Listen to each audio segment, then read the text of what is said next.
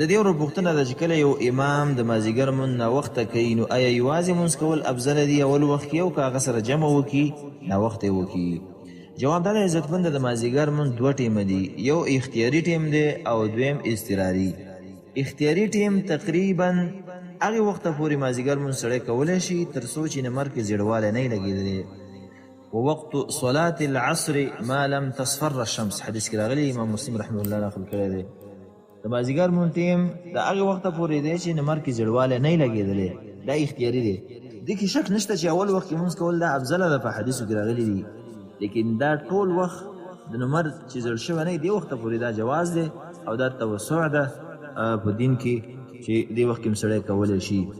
او د دې تفسیر په بل حدیث کې راغلی دی، هغه دا دی چې د انسان یا د بل شي سوری ډبل سوری شي، د دغې وخته پورې مازدیګر د اختیاري ټیم دی او دغې وخته پورې نمر هغه نه زیړ شوی.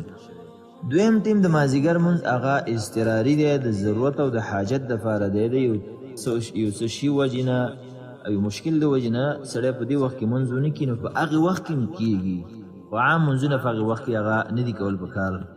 هغه د نمر زیړېدو نه ونیسه تر نمر ډوبېدو پورې، دې ټیمه پورې. حدیث کې راغلی، امام مسلم رحمه الله نقل کړی دی چې د الله پیغمبر فرمایي من ادرک رکعة من العصر قبل ان تغرب الشمس فقد ادرک العصر. وی چا چې یو رکعت هم د مازدیګر راګیر کو مخکې د دې نه چې نمر هغه ډوب شي نو د مازدیګر مونځ هغه راګیر کو. مثلا یو رکعت دې راګیر کو او نمر ډوب شو، تا مونځ راګیر کو. دا ټیم د ضرورت دی، دا ټیم د ضرورت دی.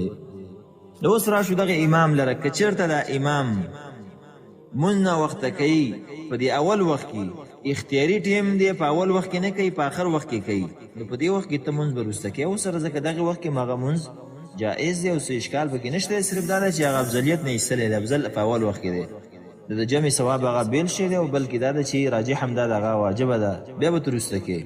دویم حالت د امام دا ده چې دا اختیاري وخت کې نه کوي بلکې اضطراري وخت ته مونځ اړوي، نمر زیړ شي په هغې وخت کې کوي. نو په دې وخت کې په کار دا ده تعالی عزتمند ده او همیشه دپاره داسې کار کوي، بیا به ته یوازې مونځ کې په اول وخت کې او هغې سره چې د وخت پیدا کو نو هغې سره هم په جمع کوه. دغه نصیحت د الله پیغمبر علیه الصلاة والسلام ابو ذر رضی الله عنه ته کړی و. امام مسلم رحمه الله روایت نقل کړی دی، ابو ذر رضی الله عنه ته د الله پیغمبر وویله کیف انت اذا كانت عليك امراء يؤخرون الصلاة عن وقتها. ستا به څه حال ته به څه کوې چې داسې امرا او مشراني اماماني چې هغه منځونه وروسته کوي د خپل وخت نه. ابو ذر ورته وویل یا رسول الله فما تأمرني، ما ته څه شي باندې امر کوې، زه څه وکړم؟ الله پیغمبر ورته وویل علیه الصلاة والسلام صل الصلاة لوقتها، ته به خپل وخت کې مونځ وکړه، فإن أدرکتها معهم فصل، او که بیا د هغې سره هم جمع راګیره کړې نو هغې سره هم مونځ وکړه، ولې فإنها لک نافله، دغه ستا دپاره هغه نفل شو. نو اول به خپل مونځ وکړي، هغه ستا خپل فرضیت ودا دي، او دی سره چې د کم مونځ وکړو هغه به نوافل به ستا دپاره. نو دغه طریقه به سړی کوي عزتمندو.